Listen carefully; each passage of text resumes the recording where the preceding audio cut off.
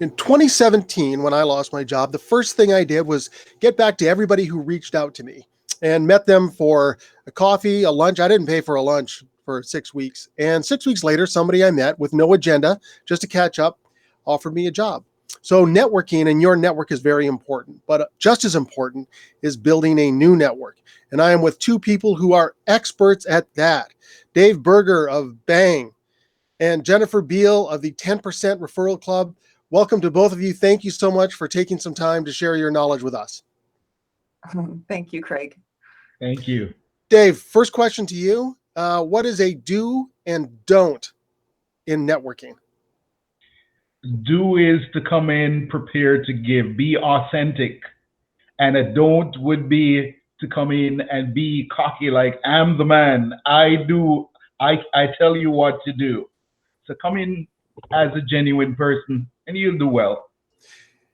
I think that's a really good point, because I think a lot of people who have lost their job are going to be feeling a little insecure and feel like they maybe have to put a little bit more out than they need to.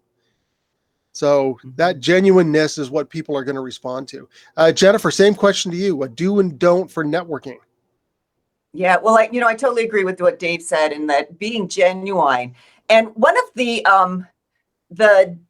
do's that I would recommend that people do is go to places where you're going to meet people that you want to be meeting, because you're not going to have enough time to meet everybody and form a relationship with everybody that you meet. So be very selective about where you go to meet people. There's a lot of networking events that are out there. They're all virtual now. There's conferences you can go to. There's even community events, and they're all being done online. These are fantastic opportunities for you to meet people.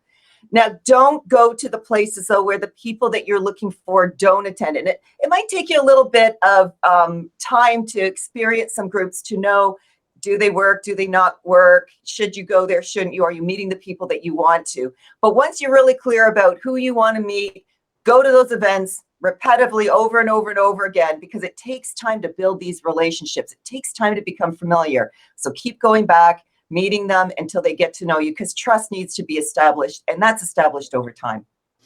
I mean, you made a really good point there in that you want to end up at a place that aligns with whatever work you're doing, but it's okay to go in and shop for a little while and listen. Boy, listening is such a great tool in networking. Everybody feels like they have to go and put themselves out there, but it works so much better when you listen to somebody and find out what they say, and they respond to you better when you're in there leading with your ears.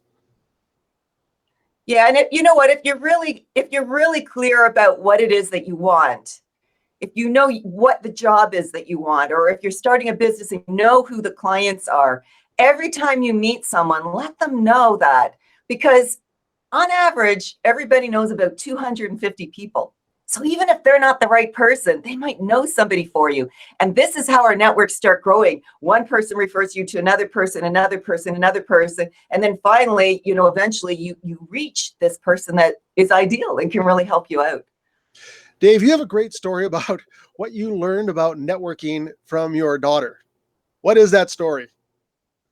Well, to make the story simple, I took her to basic school, and she said, Dad, not Dave, but Dad, obviously, I met a friend today. And I said, well, I was all ears, because I want to know how and why. She said, I just went up to the friend and said, hey, would you like to be my friend? And the person said yes. So, okay, so now we're friends. And I'm thinking, it's that simple. No trick, no games, just be authentic. She just wants a friend. She found a friend, and the friend wants her, and they're networking. They're friends today. So it's so much that you learn from the schoolyard, right? And again, it starts with that I'm going to build a connection with someone rather than I'm going to treat someone like a potential ATM, right? You are going to be good for me to do this for me. I'm going to build a bond with you, and that's going to lead to a relationship, right, Dave? And that's important. But also what's important, there's a question in there. Do you want to be my friend, or I want to be your friend? And that's what happened in networking groups sometimes. If we don't ask for what we want authentically, then quite often we're not going to get it. Excellent point. I want to talk about your two networking groups. Jennifer, let's talk to you first because you have a very unique group, the 10% Referral Club. What is the 10% Referral Club? The 10% Referral Club is a club for business owners who are looking for referral partners. We're different than the other groups that are out there in that when you join our group and somebody gives you a referral, the expectation isn't now that you have to give them a referral back. That reciprocity is not expected in our club. Instead, what you'll do is you will pay them. Just pay them some of the money that you make, and then they will continue to refer to you. And likewise, it goes that way in our group. So we have more than 100 members. If anybody's looking for referral partners, we are an ideal place to come where people are looking for referral partners as well. Dave, can you tell me a little bit about Bang?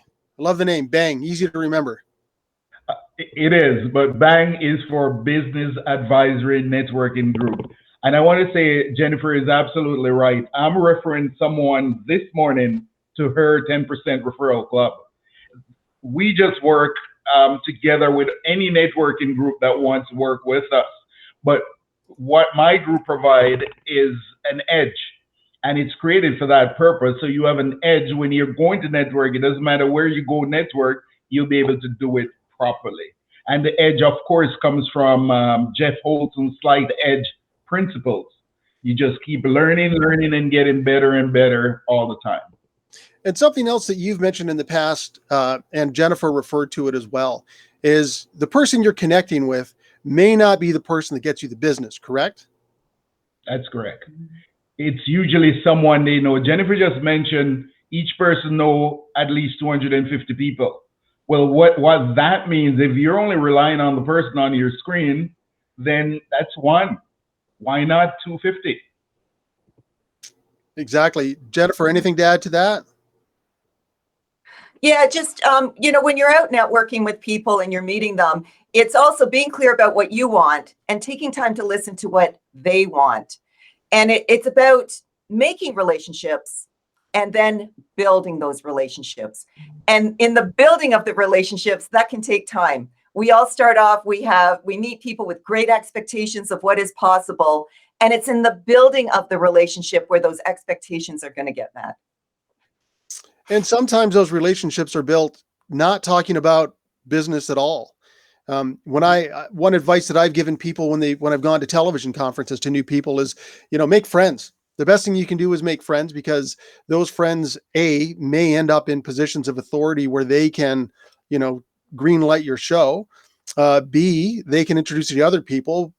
C, they give you someone to talk to while you're standing around waiting for your next meeting and you look connected. But mostly the value of having a friend is to have a friend and learning about them if they're from different parts of the world, getting their perspective.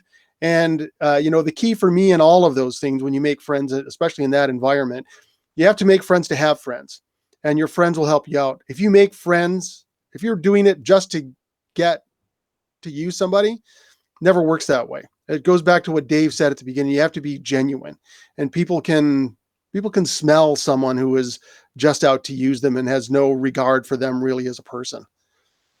Well, the relationship will never build, and so it will end. And you may have gotten what you wanted, but you don't have somebody who's going to continue to help you. Absolutely. Thank you both so much for your time. Any last words, Jennifer? Anything to add for these people who are just about to dive into networking and building a new life? Yeah, anything that you want in life, any goal that you have, the only thing between you and that goal is people. Go out, meet people, tell them what you want, listen to what they want, and then connect with each other and help each other succeed. And together we're all successful when we go out and we do some genuine networking together. Dave? Certainly. When you go to a networking event, it doesn't have to be necessarily a group. Wherever you're meeting people, just come prepared to give something. It could just be your knowledge. But when you're giving, that's how you get friends. You give and you get friends. It's just magic. Yeah, be generous, right? Be generous. Nothing in life that I have put into that I haven't gotten more out of. That's across the board. Thank you both so much for sharing your knowledge and your time. Dave has the Business Advisory Networking Group, Dave Burgher, and Jennifer Beale has the 10% Referral Club. When you're ready to get out there and start meeting people, look them both up. They are top drawer, and they know what they are doing when it comes to connecting people. Thank you, Craig. Thanks for having us. Appreciate it.